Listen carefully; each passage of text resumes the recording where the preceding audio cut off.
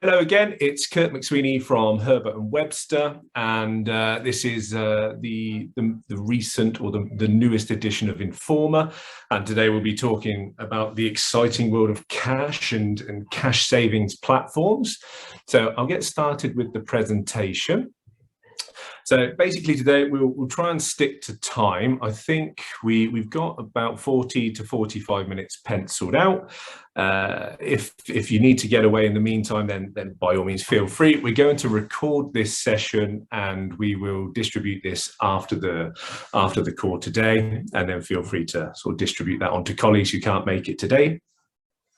But essentially, what we're going to look at today is cash savings platforms. What are they? What are the uses? And I mean, for most of us, our clients, they will have cash somewhere, and it's what do you or can you do with that to make best use of it? And that's where cash platforms will come into it. I've got a small case study on an example client, but probably a very typical client for yourselves and for the likes of ourselves, for the in this case it'll be the more mature client. And then we've kindly got Mario from Insignis Cash Solutions. So they are one of the market leading cash platforms, and they very kindly agreed to sort of hop on today and run through a presentation explaining about the cash platform and its ease and how that could benefit yourselves. As always, these sessions are meant to be informative, hence the name. They're not meant to be a salesy session. So we'll try and keep it useful, but there are some Q&As, or there's time set aside for Q&As at the back end of the session there. All right, so moving on.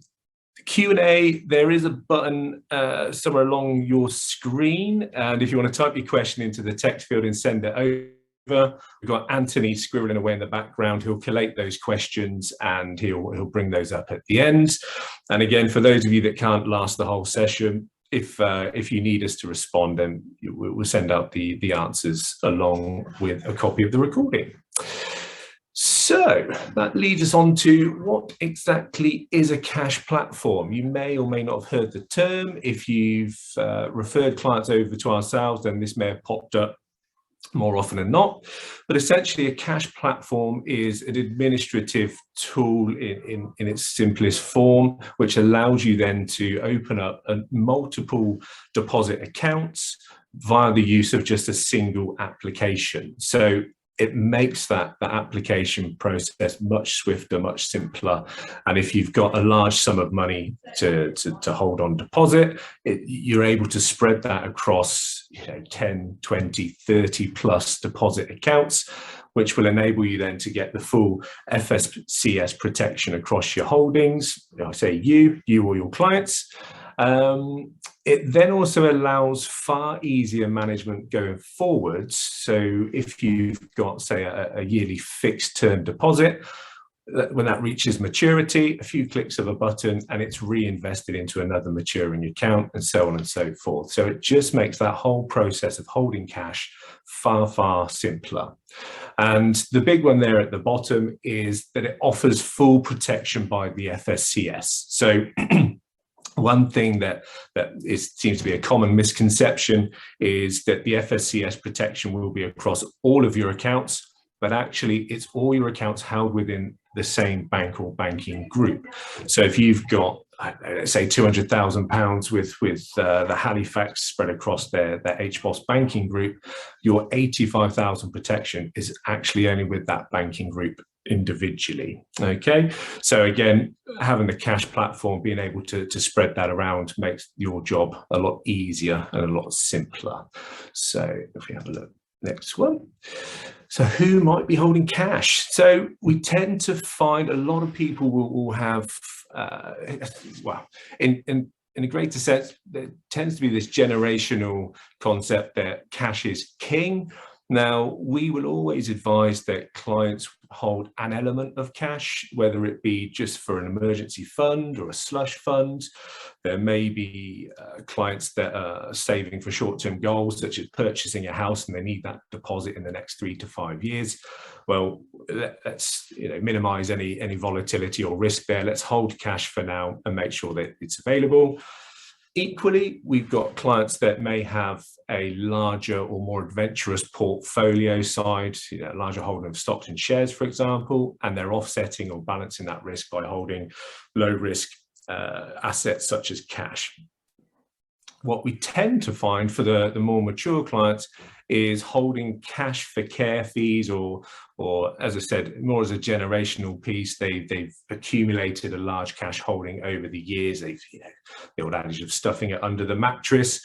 So cash will be held by most, if not all, clients in one form or another. So it's then looking at, how safe is that cash and should they be doing anything else with it?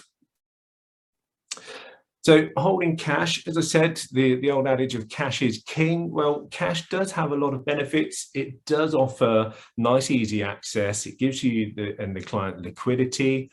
Some clients may hold it if they're looking for an investment opportunity. If they're trying to time the markets, they might hold some cash aside in their portfolio. And as I said earlier, that emergency fund side. So if you've got the boiler breaks down and you need a quick cash fix, well, there's your slush fund to cover that. But what a lot of people tend to forget, or the common unknowns, are that there are actually risks associated with holding cash, especially in the long term. Now, currently, the main one that you've got is the risk of inflation. So you may or may not be able to see in that table at the bottom, but the MPC, or the Monetary Policy Committee, are projecting that inflation will top out at 4.3% at the end of this year. I think on their latest webinar, they actually said it might go as high as 5% next year and then drop back to 3.4%, and then gradually coming down to their target of closer to that 2% target over the sort of 2023, 24 onwards. So we can see there, if anybody's holding cash at the moment, the main risk is that it will not, or it's unlikely to hold its value against the rate of inflation. So you'll be able to buy far fewer goods for the same value this time next year, essentially. You've also got institutional risk. So this is again where the FSCS protection comes in, because as we saw in 2008, no big bank is too big to fail. So albeit that risk is very, very low, that risk is still there, that you could wake up one day and your bank or deposit taker has gone bust. And anything outside of that £85,000 protection would essentially be lost. All right. And also at the moment, low interest rates. So that, coupled with high inflation, just adds to the fact that the value of that cash will not keep pace with inflation, especially at the current rates. So if you're lucky enough to have higher than a 1% interest rate, I would say hold on to it. But having a look at the wider market at the moment, it tends to be around about or up to about 0.75%.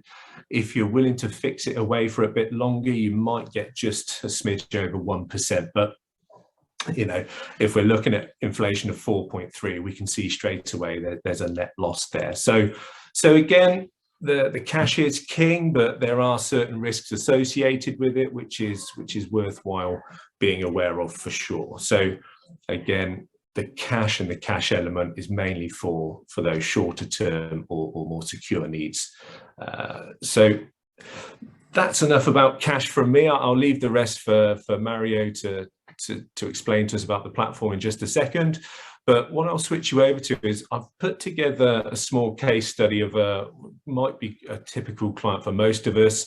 So essentially, we've got Mrs. P. She's 80 years old. She's recently widowed. And Mr. sadly passed away, but he used to handle all the finances. So it's this whole new world of sort of losing a long-term partner, having to then deal with the finances. And on top of that, Mrs. P has recently been diagnosed with Alzheimer's and dementia, and she's slowly on the decline. So she's fortunate or fortuitous enough to have the LPA in place. We've got the daughter and the son, but it's mainly the daughter that has been sort of leading client conversations. and the decision has now been made to move Mrs. P into the annex so that she can be nearer to the children and the grandchildren. So daughter believes that cash is safe and will remain so. Brother believes he should have his share now of the capital for an investment opportunity. And Mrs. P is likely to need care in the future with her decline in health. So hopefully it's not too far off the mark for what a lot of us may have seen over the recent years. But if I'm just going to switch you over to another screen, so hopefully you can now see my screen, which is essentially our cash flow planning tool. So this is usually the basis for a lot of our client conversations. I'll try and keep it brief because there is a lot of information we could go through on this one, but I'll try and keep it brief and relevant. But essentially on the left-hand side, we've got the starting point for Mrs. P. She's currently age 80. And from left to right, we're gradually getting older and older. So if I bring in a few more colors, this yellow stalk here, this is looking at the sale of the house for Mrs. P. And we can see there, so from 80, sell the house in 2022. And then she moves in with daughter, gradually declines in health through to about age 86, and then suddenly we've got a need for care fees. And I've put on there 3 years of care. It tends to be the average stay in a care home, and then sadly Mrs. P passes away. So this tool will now start to help us forecast forward and start to look at actually what planning needs does Mrs. P have, and holding cash, would it be the right option or the most suitable? And what we can start to see on the cash flow is that actually the sale of the house, this big stalk in yellow there, that's then assuming if we come down to the property that she sells the main residence for £450,000, which isn't too far off the mark for sort of Oxford prices. Now Mrs. P, she does have some other assets. She's got some premium bonds. She's got about 10,000 in premium bonds. She's got the sale of the main residence, releasing 450,000 of capital. And then she's also got a small prudential annuity of about 1,200 a year and a state pension of about £9,500 a year or so. So some might say asset rich, cash poor. And we know that potentially there's this need for care in later years. So actually looking at the cash flow here, what we're looking for is if she were to hold that cash from now until age 89, including the care needs later on, would cash be a suitable option? Would there be any shortfall? And what we can see there is this light blue here is essentially stripping out the cash assets and drawing down on the capital in addition to a state pension and prudential pension. And actually what we can see there is that all of her needs are met. So you might start to question, well, what's the point of this cash flow? It's a complete waste of our time. But actually what we can see is get to the end of the timeline at age 88, and Mrs. P's estate value or plan worth has dropped down to about £169,580. So this then starts to raise the question, well, was holding cash over this entire period the most suitable option? Are we opening ourselves up to any liability from the likes of the son who felt he should have his capital much sooner? And is he going to sort of raise any red flags later on to say that you didn't seek advice and you didn't do the best thing for mum's assets, etc., etc.? All right. So if we then look at using a cash platform, for example, so once it loads up, I'll show you what we tend to do from a planning aspect. Now, again, looking at the timeline, we can start to see that actually the timeline, the expenses, the needs being met, it all looks very much the same, but there's a few things that we've done differently. Okay, so if we go to care fees, and apologies, I'm going to keep skipping through various screens quite quickly just because of time, but essentially what I'm trying to get to is if we go to age 86.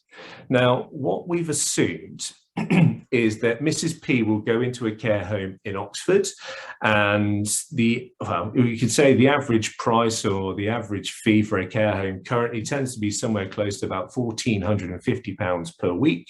If you want to stay in somewhere like Rushcourt over at Shillingford, for example, care homes are available. And what we also tend to find is they will likely increase their fees with inflation and then some. So if we assume inflation this year will be up to 4%, I've asked the system to increase the care home fees by 6% from the starting point. So what we're now looking at is, by age 86, will Mrs. P have enough capital to cover increased care home fees of a nice care home in Oxford?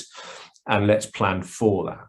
So what I've done here is we can see the care home fees are largely being met by the state pension and her annuity, and then drawing down, in this case, £94,180 from her cash reserves. Okay, so if we then go on to look at year 2, that then increases to drawing down £100,214 from her cash, and then year 3 in care, we've got £106,622. So we can see that quite quickly that care home, which currently costs about £76,000 a year, will actually begin to cost Mrs. P £106,000 a year by age 88, if we're assuming a high rate of inflation, plus an additional amount by the care home.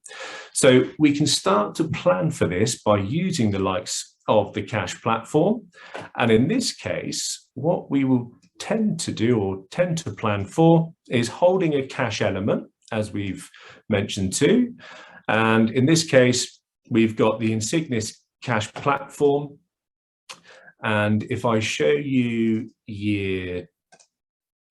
this one here, what we're doing is we're ring fencing an amount of cash so that we know no matter what happens, no matter how bad the Mrs. P's health declines, there will be a ring-fenced amount of cash available to her to get the best care home in Oxford, should she wish to.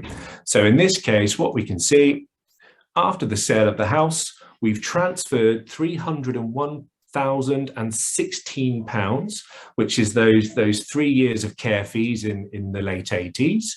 That's now ring-fenced, that's held on a cash platform, and you and or we are then able to manage those maturing deposit accounts over the next 7, 8, 10 years onwards. Okay, so we've ring-fenced the care fees, and then we've got some additional capital, which is surplus to requirements, which we've got down here from the sale of the house, which is £139,757, which we might advise should be held in an investment account in a low risk investment, with the objective of at least trying to preserve the capital value against inflation. So we've got the element of cash, which is ring fenced securely for care fees. And then whatever surplus, let's look to try and preserve its value against inflation, so that we're protecting, the value of the investments, but also to the potential for a beneficiary to come back and say, well, did you do the right thing? In this case, we'll start off by using an investment ISA for Mrs. P, as well as just an investment account. And then over each individual tax year, we'll slowly start to feed into the ISA from the GIA, so it's all tax-free for later on. Okay, so it all starts to sound a bit more complicated than it needs to be, but essentially, if we go back to the chart view, now on the bottom chart, it's going to show us just holding all of that capital from sale as cash. And the top chart is looking at using the ring-fenced amount on a cash platform and investing the surplus. Now that surplus can be used for additional spending for Mrs. P should she require extra healthcare needs. It could be, if suitable, that it's gifted if it's surplus to requirements and we can prove that. It offers up a few more options, but essentially both charts look the same. But what I'm interested in here is plan worth at the end. So top chart is using the cash platform and investing. Bottom chart is just holding cash. In either case, needs are met, but what we've done there is we've managed to increase the plan value by or up to 206,000 instead of 169. So we've increased by sort of 36 to 37,000 pounds of additional value.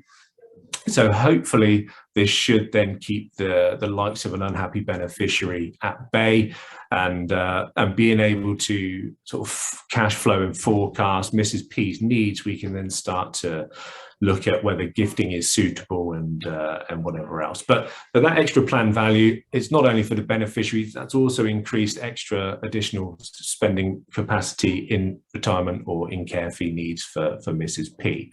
So it's a bit of a whistle-stop tour, I'm afraid, on the cash flow system. So hopefully it wasn't too confusing. But essentially, it's just to see how cash can still have a use, but it's how best do we use cash in the grand scheme of things. So on that note, I'm going to hand over to Mario. And Mario is going to run us through a presentation from Insignis. And as I said, Insignis are one of the market leaders, and we've used Insignis for a number of clients, and they've always been very, very easy to use. So I'll stop talking and over to you, Mario. Hello, everybody. So yes, I'm from Insignis. I'll just get my presentation up and we can run through that.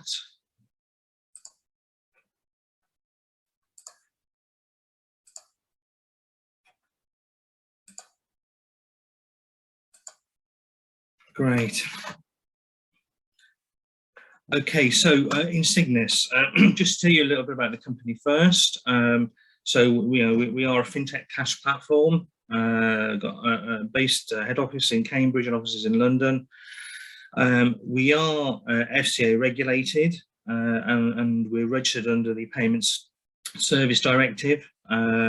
Mentions there we're in AISP and PISP, but what that means is we're allowed to provide account information and also take instructions to initiate payments.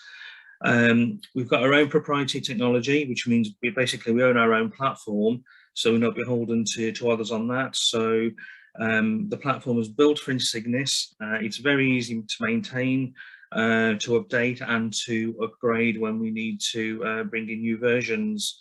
The company itself, we're privately owned, so we have no sort of venture capital firms or no large shareholders in the background exerting pressure. So we're allowed to grow at our own pace and to do the right thing, both for us and for our clients. So looking at the cash platform and how that works, you have people with their own bank accounts. And I suppose previously, when you're looking for a deposit account, you went to your own existing bank. You obviously had a limited choice of their range of deposits. You may have scoured the market and found an account paying an appropriate rate that you're happy to go and place money into. But you've always got the risk that there is a promotional rate. The rate could disappear after a short amount of time, and you're constantly having to look around and to monitor rates across the market. So the concept of a cash platform takes all of that hassle away from you. There's a single sign-up process, and the biggest bugbear we always hear is people trying to open bank accounts these days. So much anti-money laundering checks and ID checks.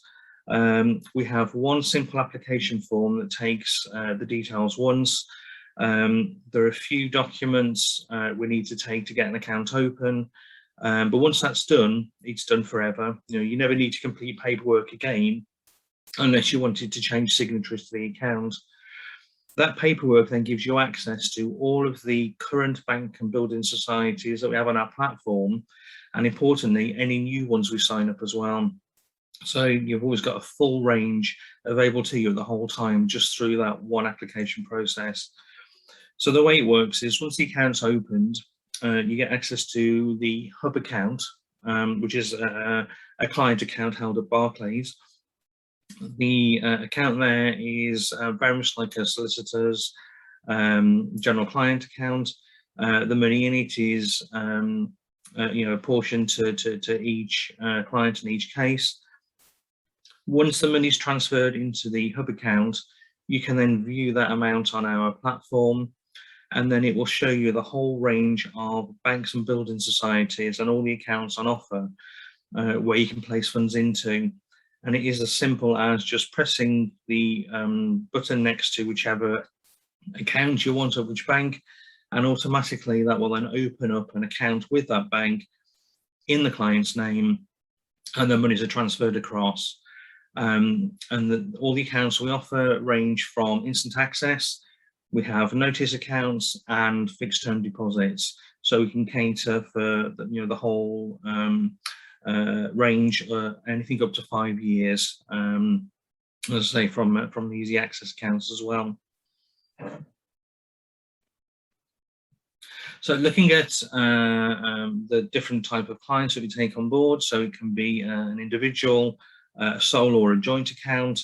We deal with pensions, family offices, all different types of trusts, charities, whether they are registered charities, unincorporated clubs and societies, accountancy firms. We deal with corporate and commercial, so SMEs, large corporates, everything from the little local corner shop right up to big national companies. We deal with local authorities, and then obviously, which strikes a chord here, is dealing with solicitors. And if we look at the types of account that we tend to come across when dealing with legal firms, again, it can be individuals and joint accounts, trusts. We come across the whole range of trusts, sort of bare discretionary will trusts. We deal with the power of attorney and court of protection, deputy cases, PI, and obviously solicitors' own funds as well. The application process, I say, is very simple. We have specific application forms for each type. It only takes the relevant information. And if you take, for example, a court of protection case, the application form will just take details of the beneficiary, who are the trustees or deputies, who's going to sign on the account. And then to get the account opened, we would take copy ID from each of those persons. So beneficiary, trustee, signatories, depending on how many there are. And we'd be provided with a copy of the Court of Protection Agreement. And that's all that's needed. The ID does need to be certified, so that can be done by a solicitor, accountants, so that's very easy. And also in Cygnus, we can actually certify the document. So if we provided, say, with copy passport, we would just arrange a quick Zoom call with the client, Teams call with the client, and we just take a screenshot of them holding up their ID. And then that gets around the certification process. So as I say, it's just a one-stop process, and that gives them access to everything on the platform. We look at the banks that we have available now. We have actually 35 banks on the platform, and that number is growing. We have a number that are just going through testing and they're ready to join. Each bank, you've perhaps seen the change these days that they kind of operate a just-in-time banking service. So whereas before, they had deposit accounts and the rates were fairly stable, now depends upon their appetite. If a bank is cash rich, obviously they don't need deposits, and they're the ones with the lower interest rates. Whereas banks that are actively more lending, or the challenger banks, tend to offer higher or more attractive rates than perhaps the traditional incumbent banks. We've mentioned the FSCS protection, and that's a very important aspect of the service.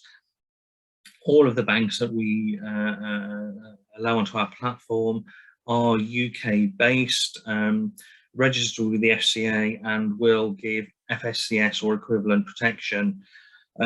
We have one bank on there, which is Skipton International Guernsey, which is covered by the Guernsey Protection Scheme. But everything else that we offer bank-wide is fully protected under the FSCS. So, you will have the 85,000 protection from each of the banks then that are on the platform. We mentioned earlier the banking groups, and all of the banks that we offer are just one bank out of a banking group.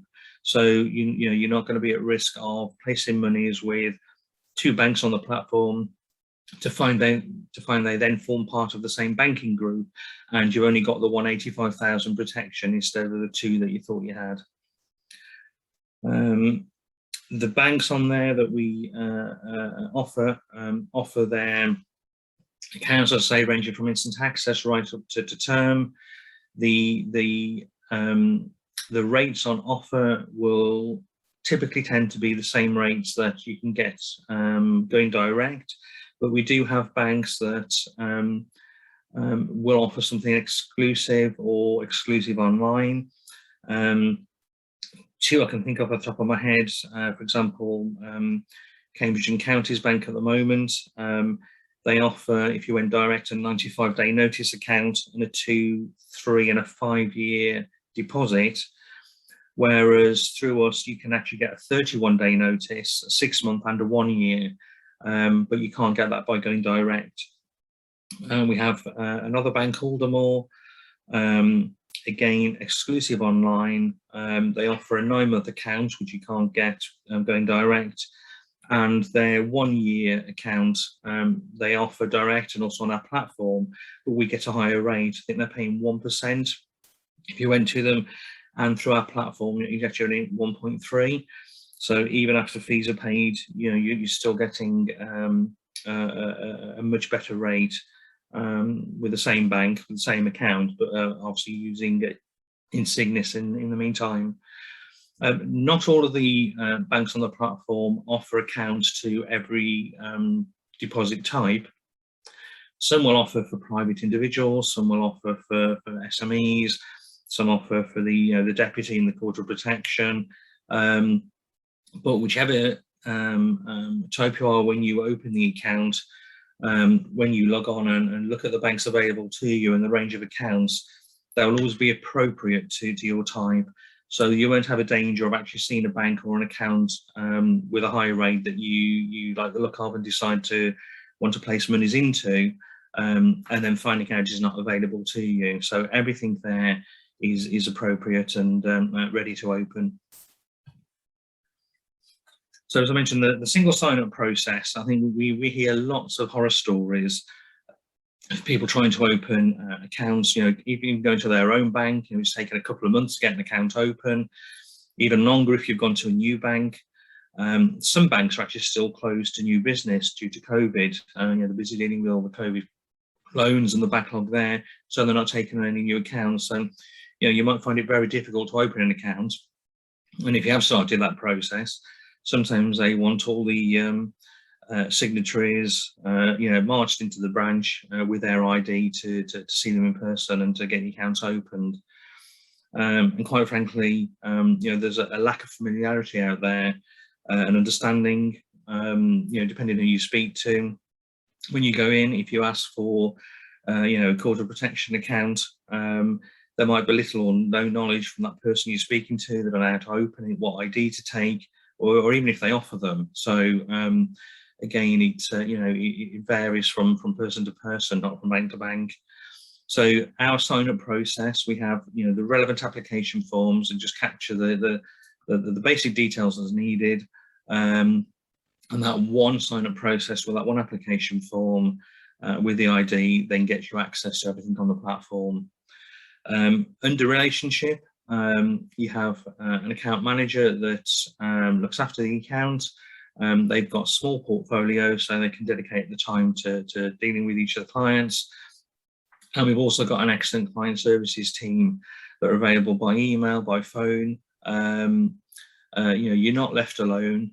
Although this is an online platform, if ever you need to speak to somebody in person, they're very happy to do so, whether it's with a query, finding out some information, or even if you actually want to deal on the account. the platform set up for you to self-serve and to place monies and to move monies around. But if you have clients who don't want to or can't log on, then we'll happily speak to them in person and take the instructions from them over the phone. A very important point to mention as well is that the underlying client at all times remains a beneficial owner of the funds. So at no point do the monies ever touch Insignis, whether they're held in the hub account, which is a client account of Barclays, or whether they're invested in any of the banking partners on our platform. The whole time the monies are held in the client's name. So if there was ever a problem with Insignis and the company failed and we were no longer there, the monies are not held by Insignis, they're held by the underlying bank and building societies. So the liability at all times is with the underlying bank. So you know that the monies are completely safe. And if you have taken advantage of the maximum 85,000 protection, you know that the funds are all fully protected in case of any problems with the failure of a bank. 24/7 access, so you can manage the accounts online or through your smart mobiles. Proactivity, we generate interest statements for tax returns, and we send notifications out to the client. So if they've placed a fixed deposit, they will get notice that it's maturing, so they can then make time, they've got time to actually look around and find an appropriate new deposit account, review the rates, or indeed just give the instruction to return funds. If a new account comes out, you're notified. If the interest rate changes up or down, again, you're notified, so you've got time to find something else more suitable. And if any new banks join the platform, you will be notified of those as well. So you're kept in the loop throughout.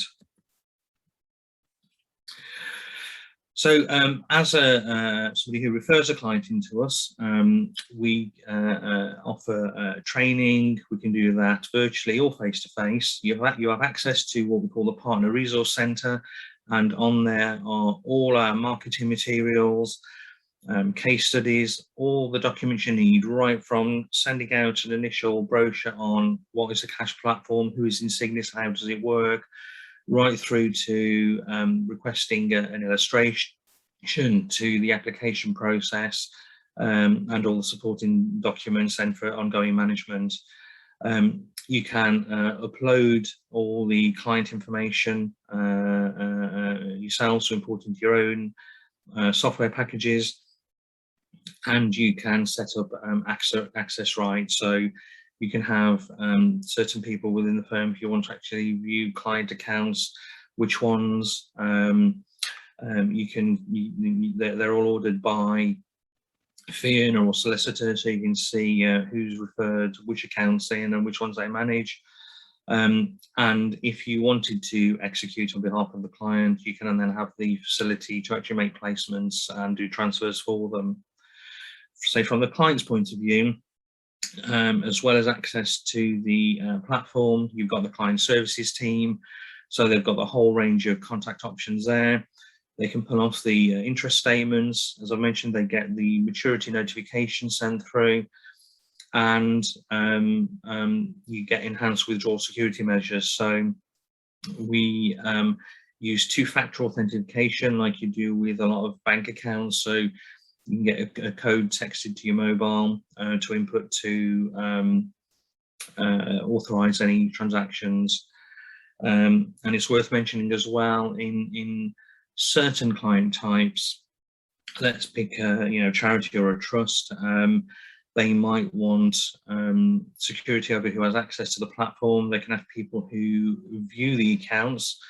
You can have single and dual authority, so you can have that one person can give instructions to make transfers, or with dual authority you can have one person or a range of people to actually input a payment, and then somebody has to go in and then authorize it.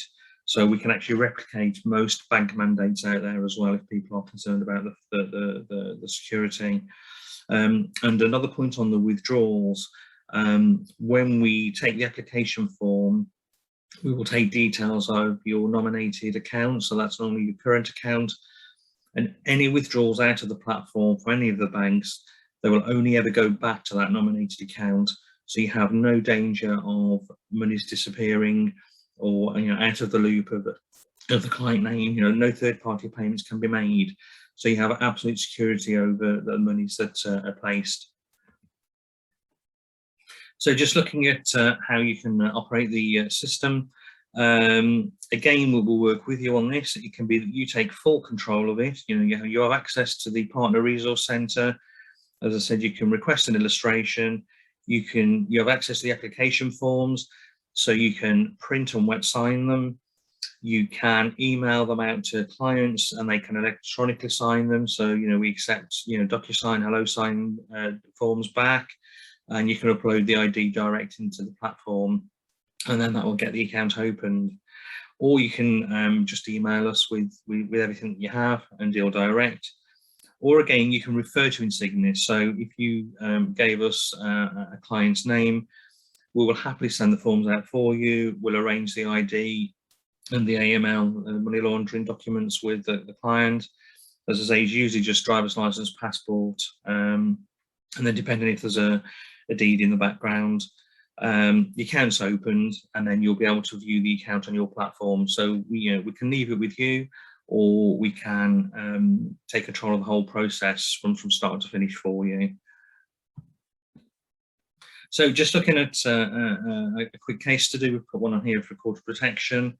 We've heard a couple of horror stories where people have kind of been questioned on fiduciary duty. Money's just being left in the bank account or current account, sometimes for a number of years, and obviously it's perhaps not been given its best thought, and it leaves the door open then for challenges. So this is a recent case we've seen. There was a settlement of 850,000. The monies were just sat with their own bank on a current account. Luckily, it was only 0.1, which is quite a decent rate on a current account these days, because most are paying 0. They tried to open a range of deposit accounts with the same bank, but hadn't managed it. Many stumbling blocks in place, requested additional ID. 6 weeks later, nothing's happened. They were then referred into us. We managed to get them to complete the one application form, take the ID, and then they had access to all the accounts on the platform. And I'll just show you kind of the difference there. Earning the 0.1% before, minimal interest, absolutely negligible, and only 10% of those monies were protected under the FSCS scheme. Whereas placing across a range of terms, from instant access to fixed term, to get a substantially higher rate of interest, and additionally having that money 100% protected in case of failure of any of the underlying banks. And say through that one sign-up process, you can see it makes a huge difference to the fees. If we look at instant access rates at the moment, they're kind of 0.5% from some of the banks, slightly higher. So even without tying monies up, you can generate a good return and still have the money on hand. But of course, obviously, the more notice or the more longer term that you will go, you have to place funds for, the better the rates on offer. And that is a quick overview of cash platforms and what we can do, and hopefully you'll see that it is very simple to use, to operate, to open, and to manage going forward. So on that case, I will hand back. Brilliant, thank you, Mario. Hopefully everyone found that as useful as I did. And Mario, if you're okay, there's been a couple of questions that have been asked, and you're probably best suited for these. But if the client dies and money is on term deposit, can the estate access the capital with or without penalty? You can.